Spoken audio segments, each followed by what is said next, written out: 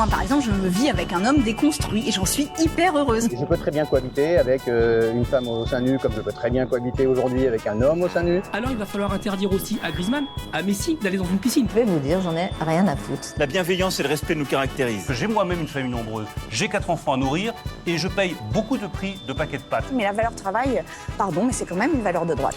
Le couvre-feu médiatique. Je vais vous dire, j'en ai rien à foutre. Et c'est le couvre-feu médiatique de Roxane Despalingues. Bonjour Roxane. Bonjour ma chère Clémence. C'est déjà mercredi et pourtant c'est seulement la deuxième matinale de la semaine. Est-ce que vous avez apprécié avoir un jour férié lundi ? Bah oui, c'est pas tout à fait déplaisant. Eh ben, profitez-en parce que les jours fériés, dans 2-3 ans, il n'y en aura plus. Ça fait quelques années maintenant que l'on commence à discrètement en écouter la musique. Lundi, François Copé était sur le plateau de France Inter. Écoutez. On n'a pas forcément. Supprimer le 11 non, mais Léa novembre, Salamé, pourquoi pas ? on n'a pas besoin d'un jour férié pour commémorer. Il y a 1000 manières de commémorer sans pour autant ne pas travailler. Ou alors ça veut dire que nous avons 65 millions de Français qui sont au pied des monuments aux morts le 11 novembre. Ça se saurait. Bon, donc en réalité, les commémorations c'est une chose, le jour férié c'en est un autre. Les jours fériés, les commémorations, c'est une chose. Le jour férié, c'en est un autre. François Copé, maire LR de Meaux et ancien ministre du Budget, interrogé sur la suppression d'un jour férié. Ça commençait pourtant bien, hein. Quelques secondes plus tôt, il expliquait qu'il n'y a jamais de bon jour férié à supprimer. mais finalement, il a changé d'avis en cours de phrase, visiblement. Celui-ci, on peut bien s'en passer. Avec ce genre d'argument, vous verrez qu'on finira par nous sucrer les jours de fêtes religieuses sous prétexte que plus personne ne remplit les églises.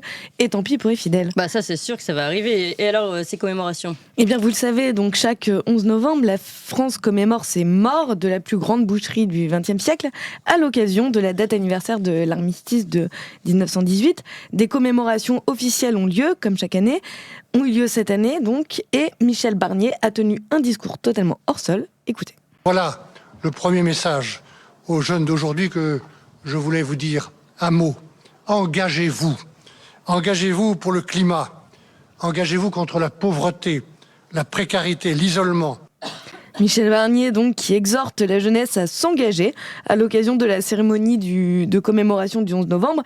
Alors, il faut s'engager pour tout un tas de trucs contre la précarité et l'isolement. Oui, mais en premier lieu, pour le climat. On a vraiment du mal à voir ce que ça vient faire là. Ça ressemble beaucoup à de la culpabilisation très mal placée. Et oui, vous avez raison, très mal placée. D'autant que les problèmes sur lesquels on pourrait effectivement agir, comme la précarité, c'est bien aux politiques de les régler. Exactement, tout comme à l'époque, c'était bien aux hommes politiques qui pouvaient œuvrer pour la paix. Et pourtant, c'est bien eux qui ont jeté le peuple de France dans cette guerre. Et s'appuyer sur plus d'1,4 million de morts pour justifier l'écologie politique, voire même l'engagement politique, c'est absolument indécent. C'est certain, d'autant que l'aveuglement idéologique des responsables politiques de l'époque n'est pas innocent dans le déclenchement de cette guerre. Exactement. Et d'ailleurs, Michel Barnier n'en finit pas de nous faire honte. Lors de la cérémonie, il est allé réprimander un petit garçon qui agitait le drapeau de la France sous prétexte qu'il n'avait pas le drapeau européen. Alors on l'a déjà passé, mais on peut se le remettre. Vous êtes super les vos petits drapeaux. C'est bien, il faut mettre les deux ensemble. Hein. Ah ouais. C'est très important de mettre les deux. Exactement. Parce que les deux, ils vont ensemble. Exactement. Ça, c'est le drapeau de... Voilà, c'est le drapeau d'Afrique. Il faut toujours mettre les deux ensemble. Voilà, les deux vont ensemble pour le Premier ministre. Pas le droit d'avoir un drapeau français si on ne le contrebalance pas avec un drapeau européen. Oui, vous avez raison, c'est presque une question d'équilibre en fait. Il faut le contrebalancer. C'est un très bon terme que vous utilisez là pour décrire ce qui s'est passé dans cette scène. Merci beaucoup. Donc s'il fallait encore prouver à quel point ces gens sont hors sol, en voici une autre preuve.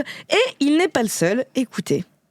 Donc évidemment, on a besoin de l'OTAN pour assurer notre défense et la solidarité de notre défense collective, mais il faut que l'Europe sache défendre l'Europe.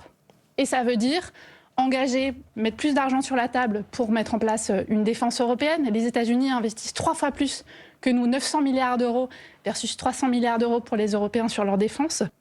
Donc Valérie Ayé, je ne sais pas si vous l'aviez oublié, sur le plateau sur le plateau de France Info, donc ce lundi 11 novembre, et qui, après avoir passé 2 minutes à nous dire qu'il fallait donner encore plus d'argent à l'Ukraine, appelle carrément à préparer des des troupes européennes. Les va-t-en-guerre européistes sans aucune honte, donc toujours au nom de grands idéaux et le jour de ces commémorations. Elle nous avait manqué, cette Valérie avec son besoin d'Europe. Eh bien Clémence, je vous laisse mettre de vos propos. Mais on ne va pas s'arrêter en si bon chemin. Et pour finir, si certains semblent faire peu de cas des leçons de l'histoire, il y en a d'autres, au contraire, qui l'ont chevillée au corps. Et alors ils la cherchent partout, ils consacrent une énergie monstrueuse à traquer les fantômes du passé. Et alors il y en a un qui ne se laisse pas berner, il a démasqué le ministre de l'Intérieur. Écoutez. Moi, je vous pose une question toute simple. Je vous fais une réponse toute simple. Est-ce que vous pensez qu'il est fasciste ? Je pense que M. Retailleau appartient à ce courant de pensée en France, du fascisme en France. Donc Adrien Clouet sur Sud Radio. Alors il faut savoir que Bruno Retailleau a signalé plusieurs députés LFI pour propos antisémites. Et du coup c'est un peu la guerre à c'est toi qui es le plus antisémite, non c'est toi. Donc il était invité, ce député LFI Adrien Clouet, hier de Jean-Jacques Bourdin. Et pour lui, donc Bruno Retailleau appartient carrément au mouvement fasciste. Et alors attention, c'est pas seulement un fasciste comme quand on dit comme ça à la volée, facho ou voilà, c'est passé un peu dans le langage courant. Non, c'est bien le mouvement fasciste français dont il parle. Alors j'ai un petit peu de mal à voir Brasillac chez Retailleau et je suis pas certaine que celui-ci aurait adoré la comparaison, mais à force de chercher, j'ai fini par trouver et je crois que ce sont les lunettes qui l'ont trahi. On imagine qu'il a dû faire un amalgame. Avec un petit peu d'imagination, on voit bien le fascisme qui perce à travers cette monture arrondie. Et du coup, en politique, les lunettes rondes, c'est fini. Merci Roxane pour ce très bon conseil politique. On fera attention à tout ça, nous aussi, désormais. Je crois qu'on a quelques chroniqueurs qui ont des lunettes rondes, on leur dira de faire attention. Merci beaucoup à vous Roxane et merci à vous tous sur Doxin. On était très nombreux, vous l'avez compris, on a battu des records et tout ça, c'est grâce à vous. Un petit pouce, un cœur, un like et des étoiles pour les podcasts pour aider cette vidéo jusqu'au bout. N'hésitez pas, on attend, on veut voir de la couleur justement dans ce chat avant de nous dire au revoir. Demain, grosse annonce, nous recevons le Didier Raoult des OGM, Monsieur Serralini, celui qui a dénoncé les OGM et qui a été matraqué justement par toujours les mêmes, les médias, le Big Pharma, le Big tout, enfin voilà. Et donc on en parle demain avec lui. D'ailleurs il nous dira ce qu'il pense aussi de l'élection de Robert Kennedy Jr. Il a souffert mais il a combattu pour ses idées et pour la santé de tous. Et on en parle demain à partir de 7h30 dans notre matinale Doxa. À demain chers amis.